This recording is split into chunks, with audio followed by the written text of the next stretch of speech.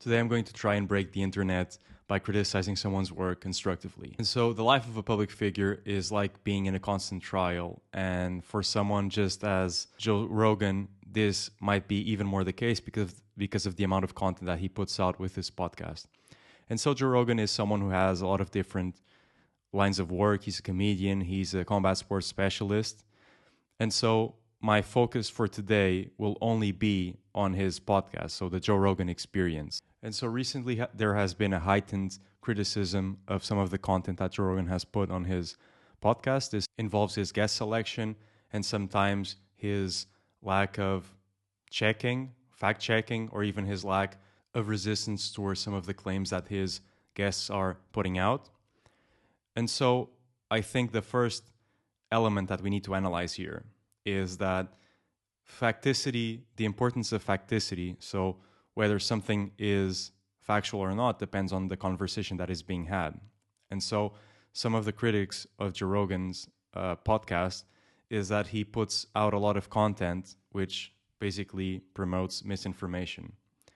And so I believe that here there are two elements that can be analyzed, which is the first one is whether Joe Rogan can do more about fact-checking and preventing misinformation that is coming out of his podcast. And so if there is a lack of intention or lack of effort, that of course can be criticized. And so the other criticism is his guest selection.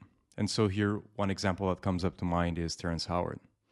And so I believe that the issue here is that, once again, facticity matters. If you're talking about metaphysical speculations, it is perfectly acceptable that you might be freestyling and improving and perhaps talking about things that have no means to be proven correct or wrong.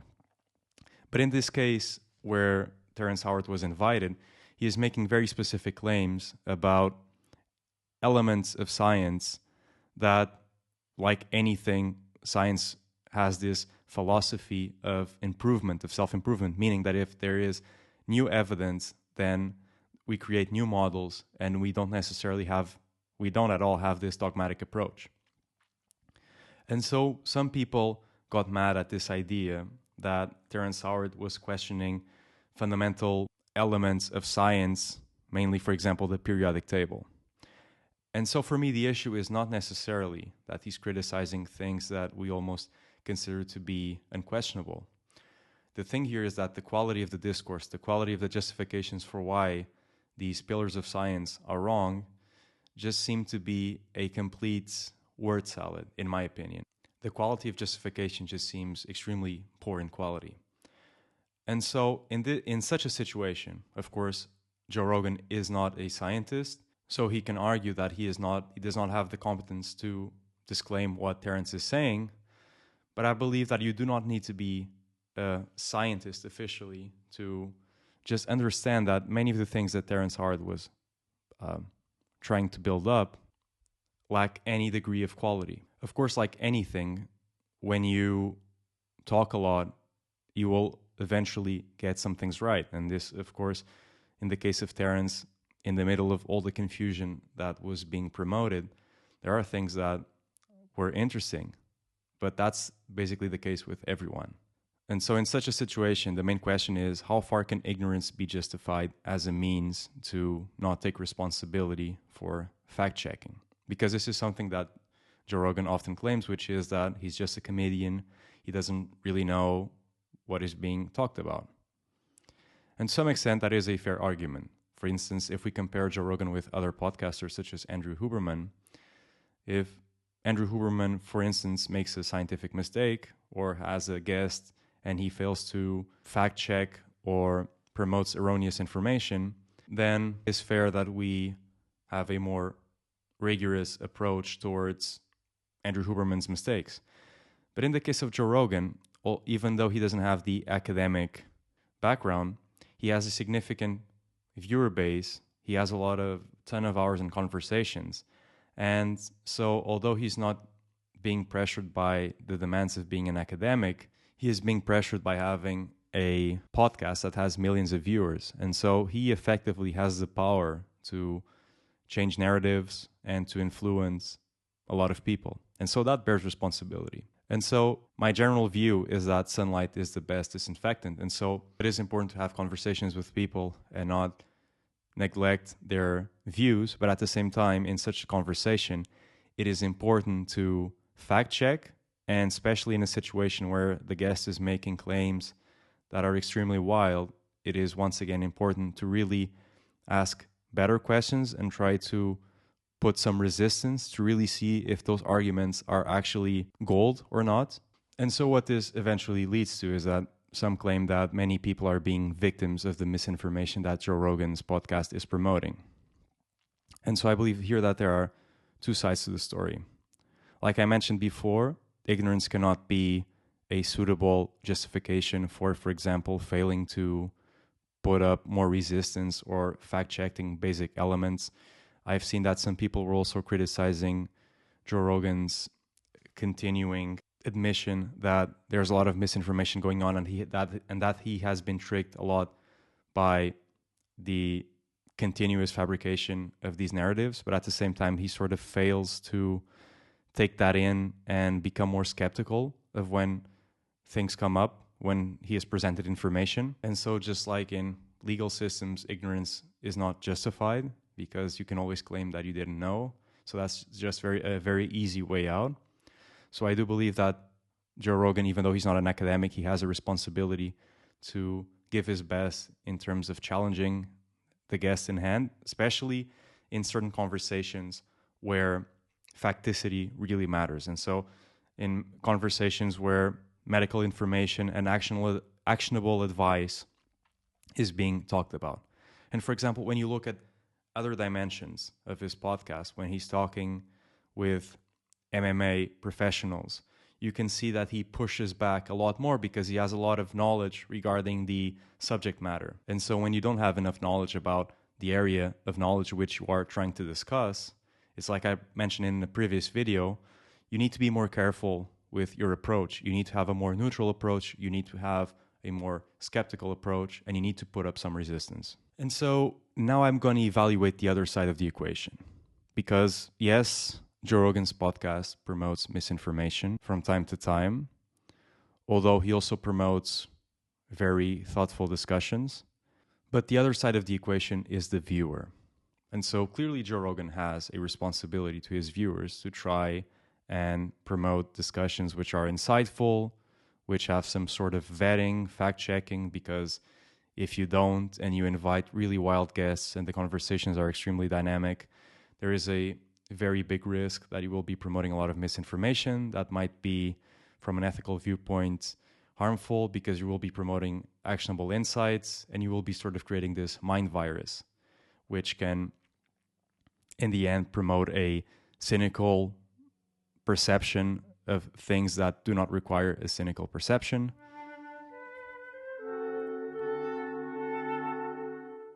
And I personally know some people who really like to listen to Joe Rogan, but they don't listen to Joe Rogan as if it is a casual conversation between two people.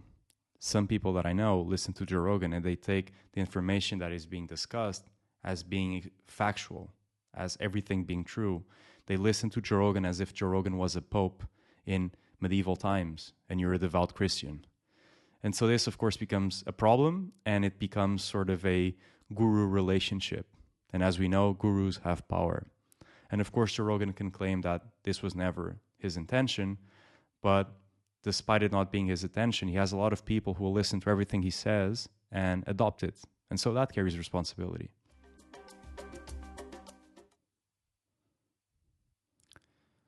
But so now I will be focusing on the viewer's responsibility, which is something that isn't mentioned a lot of times. Because we as viewers also have responsibility. It's not all on Joe Rogan's side. And so one of the harshest criticisms that I have seen recently regarding Joe Rogan came from Matt Dillahunty. And so Matt's criticism was that Joe Rogan effectively has no idea about epistemology. He has no ability to engage in intellectual conversations and philosophy. And so I think the problem with this criticism is that if you have an expectation that you will listen to Joe Rogan's podcast and see it as an exercise of epistemology and intellectual discussion and scientific discovery, you might be barking at the wrong tree. And so this is not necessarily Joe Rogan's fault. It's more on the viewer for coming with the expectation that you're just every information that you will be getting from the show is factually true. And this isn't just the case with, for example, Joe Rogan. We should always have a skeptical approach for when we are analyzing information, because it's just as Socrates said, we need to be able to entertain ideas without necessarily accepting them. And so we shouldn't just do this with Joe Rogan, we should do this with any other podcaster. And this includes podcasters which have a rigorous scientific background, such as Andrew Huberman. We shouldn't just accept facts on face value. We need to have this sort of Pyrrhonian skepticism where we understand that behind every proposition, behind every claim, there is also a counterclaim. And so we need to analyze the weights of each of them. And of course, this is a strenuous and metabolically, cognitively expensive exercise. But it is so important these days because we are being exposed to so much misinformation, and it's getting harder to discern what is real or not, that it's on us, the viewer, our responsibility to really question whether the information we are getting is justified or not. And so, for example, when I watch podcasts from Joe Rogan, which I enjoy watching, I see it in a casual way. I see it as a form of entertainment. What Joe is essentially doing is that he is letting you into a conversation with someone else. And that's why I believe his podcast is so successful, because you really feel that you are in the conversation. And it's a free-flowing conversation. It's not structured like an interview. And so when I hear people saying that Joe Rogan's podcast is not scientifically viable, I mean, I don't think that's even the intention. Of course, there are things that are going to do harm by simply because there's a lack of inspection being done by the host. But I think we need to have some prerequisite training when we engage with the internet. Because what the internet essentially is doing is it is exposing you to a lot of subject matters in which you have really no idea of what they're about. And so it becomes extremely hard to fact check because a lot of times you do not have the prerequisite knowledge to even understand what is being said. And so the problem with this is that people who lack some sort of training in science or philosophy, or people who are simply very agreeable and enjoy listening to Joe Rogan, they sometimes will take everything he's saying as being true. And so this effectively creates a hive mind sort of virus. And this can definitely be harmful for some people. But this is not just a particular case with Joe Rogan. It is a particular case with anyone that creates a platform that is big enough to have the reach that Joe Rogan does have. And so essentially what I'm claiming here is that we as viewers also have the responsibility of preparing ourselves, of going into these information platforms and having a skeptical approach, reminding ourselves that at the end of the day we're listening a conversation between two people who are humans, that they're not owners of the truth. And so we ourselves need to be skeptical and entertain these ideas or propositions that are being addressed in a neutral way. We do not need to attach ourselves with this. And so that is something that I think that we as viewers must do.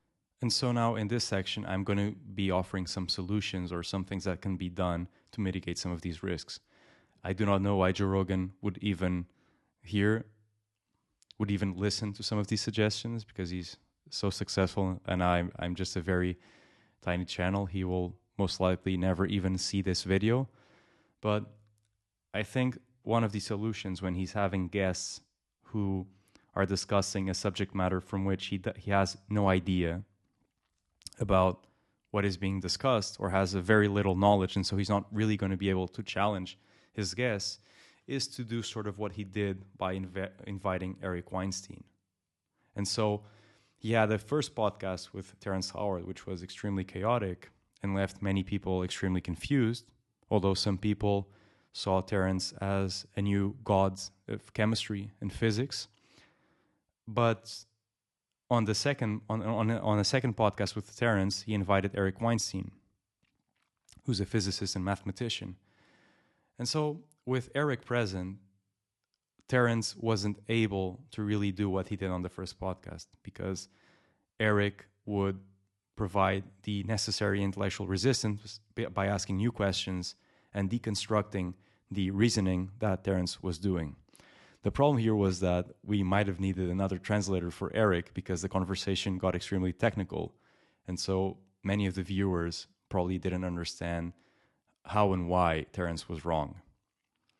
But this is just a matter of discussing complex scientific terms. Not everyone is going to understand that that's just a reality. Although I should argue that something which is extremely trendy in the way we discuss science and is to try and make it more complicated than sometimes it needs to be. So we sort of use language as this tool to complicate things. And so this is why I believe some people really ate into Terrence Howard's abstractions, which was because he was using all of these terms, Platonic solids, and he was using a combination of words that sounded extremely fancy and complicated.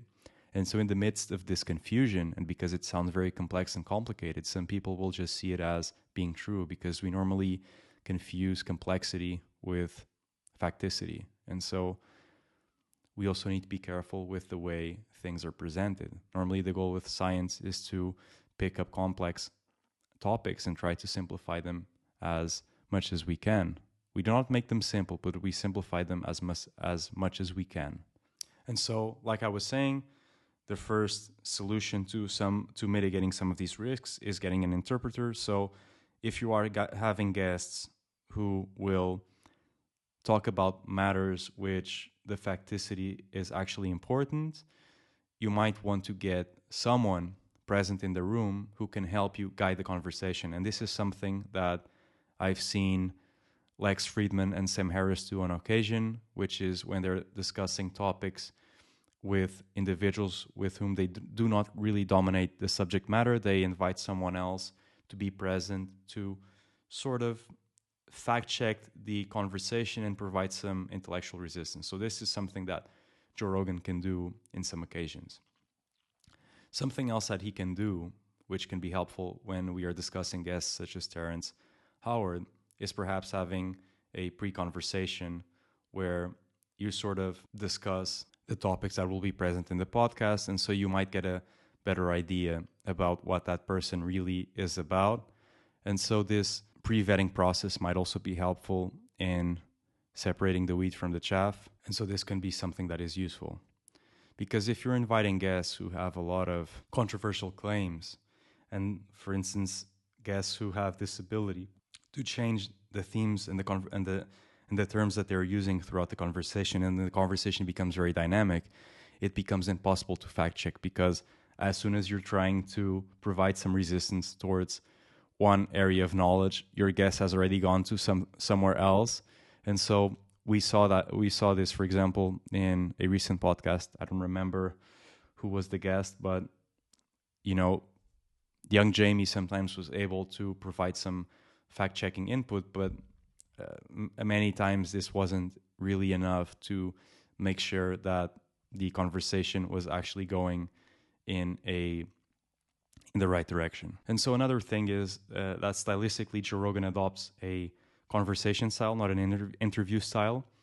And so I do not know what level of preparation he does before he has a certain guest, but perhaps, and he was talking about this with his special, that he over-prepared. Because of the level of difficulty that it was to do a 1-hour comedy special live, I think that he should do the same when he has guests such as Terrence Howard or others, which are going to be making claims that where facticity actually matters, and so we need to put up some intellectual resistance. And so he should prepare as much as he can to avoid some of the things that have been happening on his podcast. And then the other thing is something that all of us should do, but I think it's also important to do, especially when you're a host of a podcast that has millions of views is to really understand your own personal biases. So really trying to understand what areas or what statements you will employ less cognitive effort to actually discern whether they are true or not. And so this is very important because there are things when we are having discussions that we will accept very easily and employ no cognitive fact checking. And so when we are having a conversation that where the details actually matter, it becomes very important to actually understand where those biases actually lie. And so to conclude, I believe that the thing that makes Joe Rogan's podcast so good is precisely the thing that creates these issues for him. And this is the case with a lot of things, because oftentimes our biggest strengths are our biggest weaknesses as well. And so I believe that there are ways to mitigate these risks without actually losing the identity of the podcast. And so I believe this is a very important discussion because we have a lot of different podcasts and people, a lot of the viewers actually take many of the viewpoints which are being done by the guests and the host as being evidently true. And so we need to do our own modes of training. It's like when you're going to run a marathon, you prepare yourself, right? You do your dynamic stretching, you do your programming so you peak at the right time. And so when we are being exposed to information like we are these days, we also need to do some level of preparation. And most people just assume that it's just a matter of listening to every bit of information that is going on the internet. But as the world becomes more complex to discern, as information becomes harder to understand whether it comes from a good place, an insightful place or not, we ourselves need to prepare and really try to become better at thinking and examining truth claims. And so hopefully you found this video interesting. I would love to hear your comments regarding whether you disagree with me on this topic, whether the situation is actually worse than I built it up to be or not. And so please let me know so we can have a conversation on the comments. And thank you very much for listening.